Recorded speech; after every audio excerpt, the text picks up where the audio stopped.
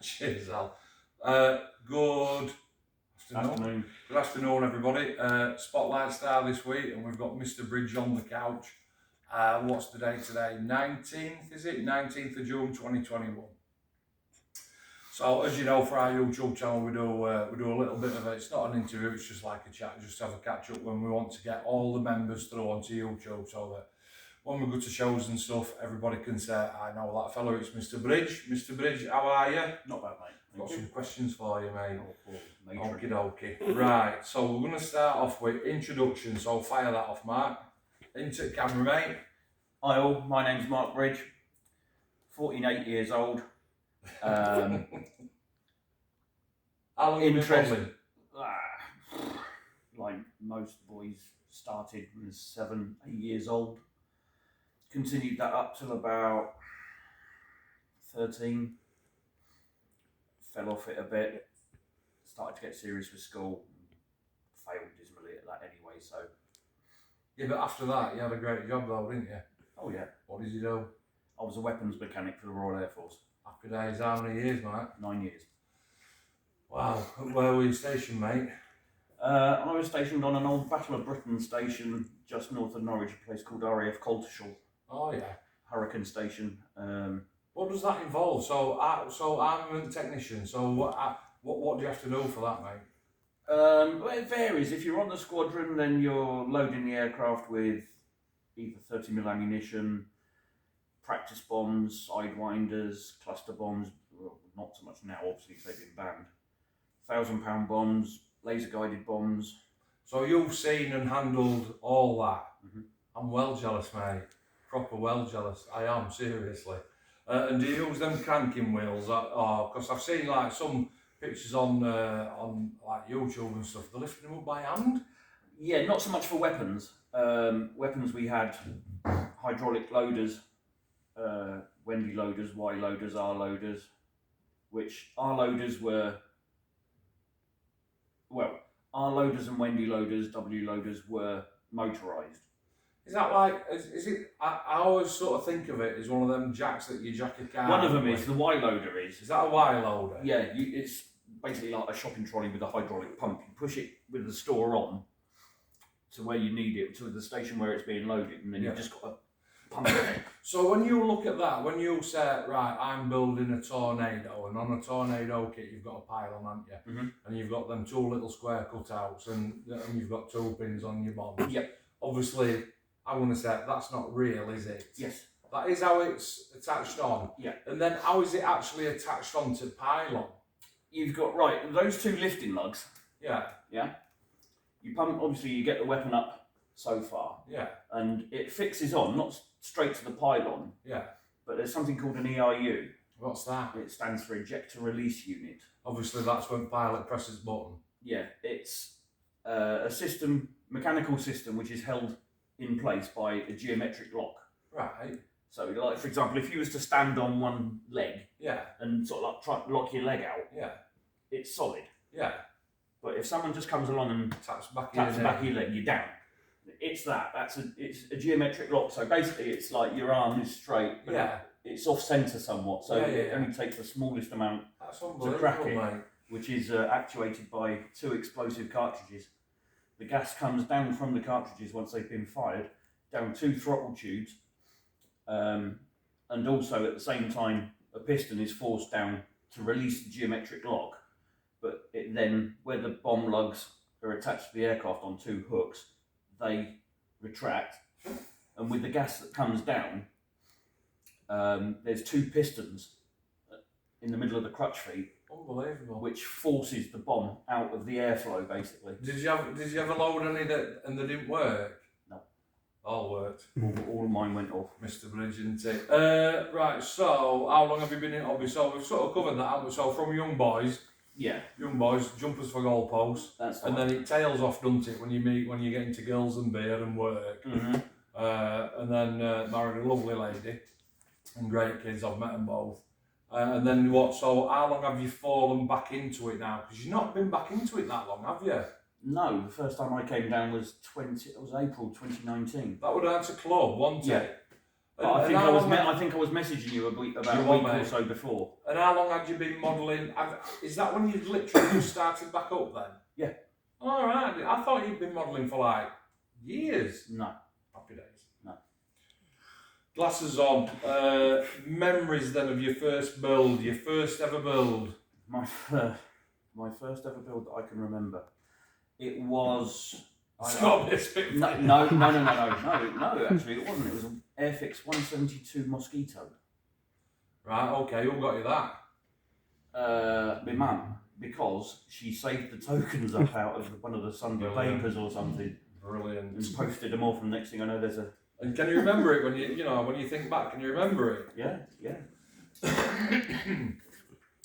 My next question, daft as it sounds, we've answered it. Any connection to military, ex-RAF, a veteran and superb? Now then, a bit deep. Has COVID affected our hobby? COVID-19? Yes, Because it of has. club, obviously, we haven't been able to make No, it. we haven't been able to club, but no, it's not so much club, it's... You haven't been able to go anywhere to get any supplies. That's been the biggest thing for me, mate. I mean, I've missed club, but... Oh yeah, you miss... When We've you're all missed running club. out of stuff... But when you're running out of stuff as trivial as it sounds, either glue or paint or masking tape... Yeah, you just can't get it, You can't get anywhere because nowhere's been open. Everyone's been in lockdown. What did you look for in a kit? Not... I don't know. I get a kit if I... Like want the subject? I get the kit if I want to do the kit. If I see something, I think, yeah, I could do that. I could do a decent job, and I'll get it, irrespective. After doing that restoration job on that friend and my mate's ship, I wouldn't touch anything like that. Because I know that you worked on Jags, Mac, didn't you?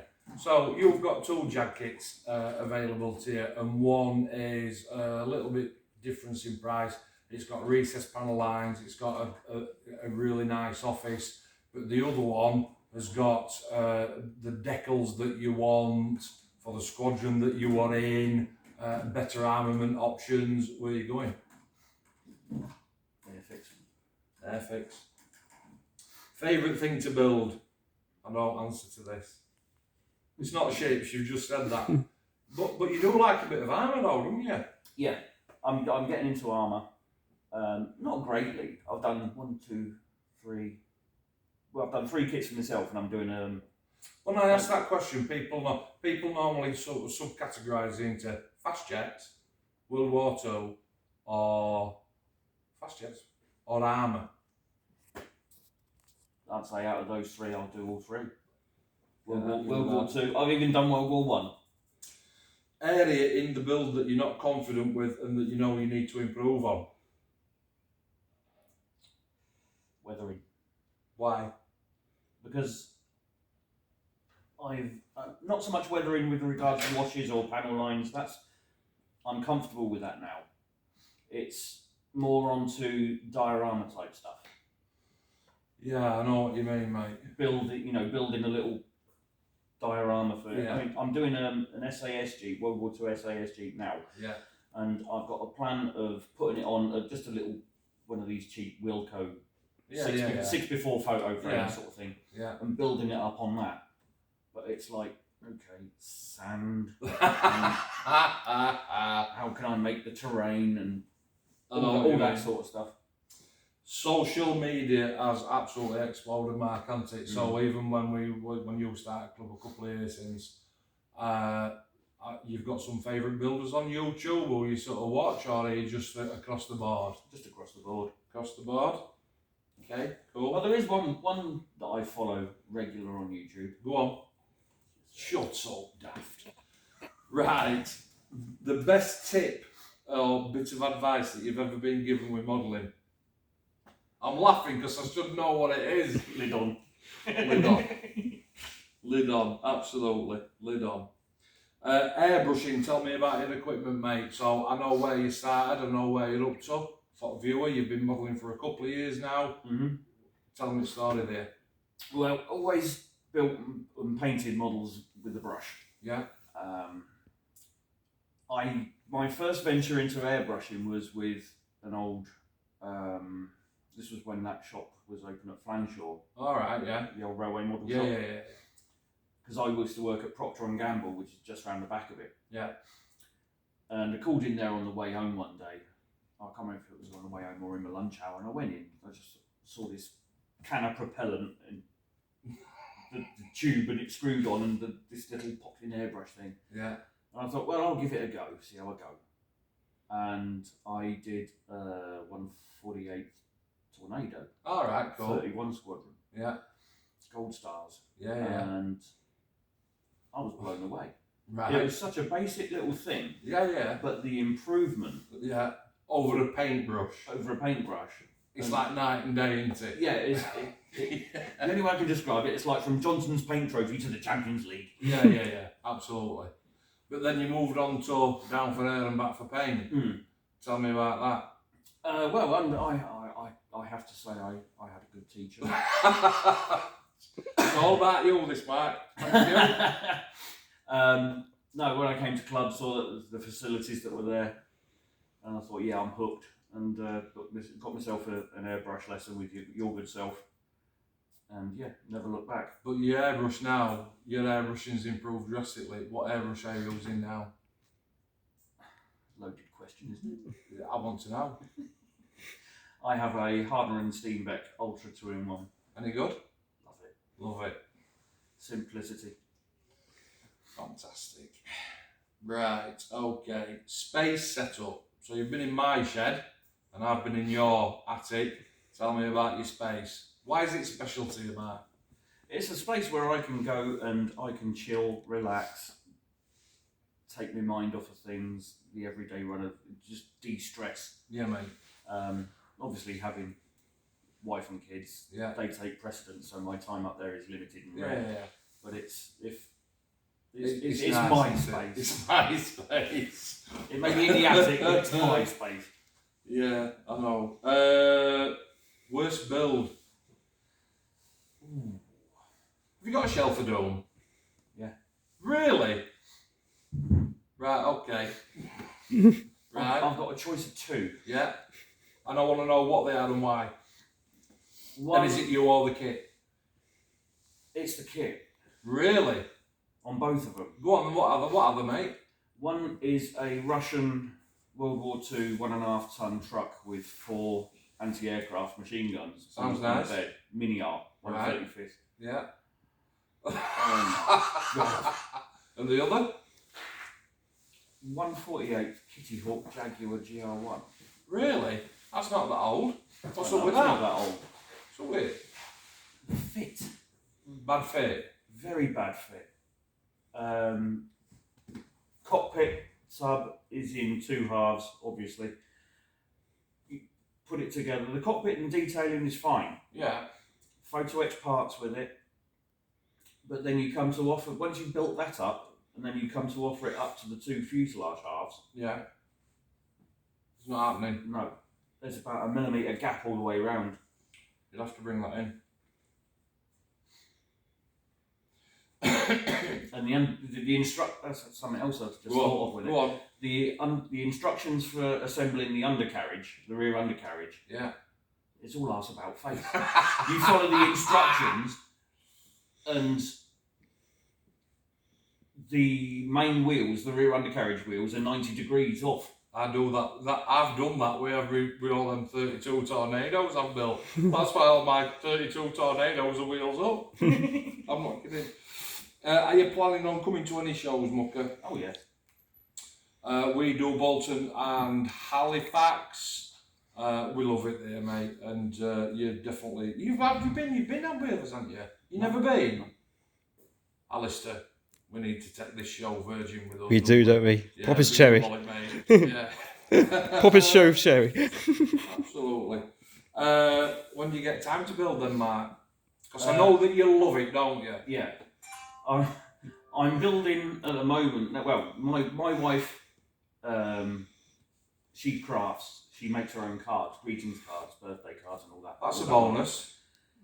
Yeah. Because if you've got somebody that's not into it and you're constantly busy, then it's like, oh, you're doing it again. Oh, you're doing it again. Right, but because she's a crafter, she knows, doesn't she? She knows, but I can also build Well, like that scimitar that I'm doing at the moment, I've been doing that while sat downstairs. Yeah, I've been to your gaff. You do it downstairs as well, don't you? Yeah. Anything that needs painting, then I'll Yeah. just go upstairs and do it. I'll say it won't be long or whatever, it'll be an hour. Now then, what do you do with your finished builds? Display. You've got that cabinet, haven't you? You've got a Detolf in your room, haven't you? I'm well jealous of that, mate. Want another one? Is there anything that you wouldn't build? Sci-fi, submarine, motorbike, ships. We've covered that, haven't we? Photo etch and resin, yes or no? Photo etch, yeah. Resin, never worked with. Never had anything with a resin extras. Okay. Saying that, I have got one.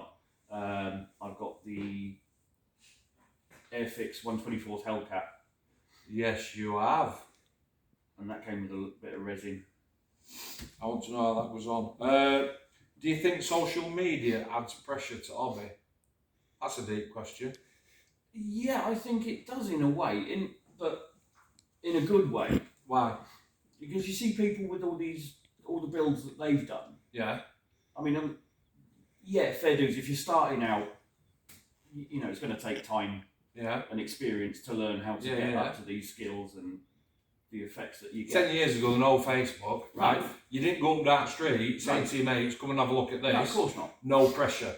No, but you see someone like a newbie or an inexperienced guy, you see the pictures that they've done on Facebook and it's like... Right, okay. So yeah, there's that pressure then for them to try and achieve that. Yeah. But on the flip side, that's the only way that you will get the experience and get the knowledge, because you think, right, okay, you see someone doing weathering or whatever. Yeah. And you think, right, okay, do that. But then now on the flip side as well, you've got stuff like YouTube and all the other channels or whatever that you can go on and you go onto Flories or... these guys have been building for years. Yeah, but it shows you in layman's terms what products you need or use, how to do it. So it's more of a tutorial. So does social media add pressure when you go up into your attic and you think, right, I'm on with this? Do you think that social media adds pressure to what you're doing on that bench, or can you just enjoy the hobby? No, I can enjoy the hobby. That's nice to know. I'm not going to ask you that question. Do you bring the hobby up to strangers? So, like, you know, at work or... Yeah, they know at work I do it. They know at work? Yeah. And if I'm in a group of strangers, right, I'm trying to get the build kits in about first 10 minutes. Is it, some people I've seen videos on YouTube, I think it was, who was the young chap that we met? Owen from Quick Hits. Owen at Quick Hits. He made a video and said, oh, you know, I'm so embarrassed to tell everybody that I want a scale model builder. I'm not. No, I'm not. You're not? No, definitely not. What are you building right now? I'm finishing off that scimitar, but upstairs I've got, as I say, that Jag GR1. Excuse me. Self a doom. Well, I'm going to see it out. So I've got another one to do as a commission build for somebody that I served with. Yeah, that'll be nice. But the one I've started for myself is that Hellcat. I've actually made a start on that. Last question. What's your dream kit? That's you. That's a manufacturer coming to you and saying, we will make whatever kit you want in whatever scale you want to your spec, whether it's photo etch, resin, your own personal decals from a certain squadron. What do you want? Figures? Do you want this? What do you want? What's your dream kit scale? Tell me all that. Tamiya 132 Jaguar. A Tamiya. Why a Tamiya? Because I've done a couple of the 132s, the F16, the F4. We've both done them. Yeah, I've got an F15 as well to do. So we've nailed the manufacturer, Tamiya. Jag? Yeah. Because you worked on Jags. Uh-huh. Okay. So what sort of other little options would you be looking at in there? Do you want open? Does the nose open like that on a Jag? No, it doesn't. Is it not open at all? No. Radar in the Jag? Yeah. Is it underneath? Is it built in? It's built in. Right, okay. How does cockpit open? It's two, isn't it? Two, is it one or two? Would you want that open?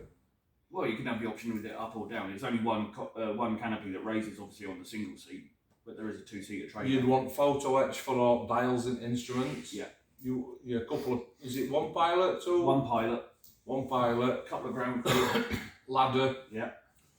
Nice exhaust. Mm-hmm. What about all the service doors? Because obviously you will have seen all them open on the real thing. Mm. So open service doors. What squadron would you want, Mark? You know this one, don't you? Go on. 41 Squadron. 41 squadron. Why a 41, mate? Because I spent a lot of time with 41. I wasn't squadron base, Yeah. but all the detachments and stuff I did with the Jaguar Force was with 41. Yeah. Happy day. Well, that happy days, that. Yeah. There was a couple of people on 41, again, weapons mechanics that I went through trade training with at Costa. Oh, yeah. But you're still in touch with some of them, though, aren't you? Yeah.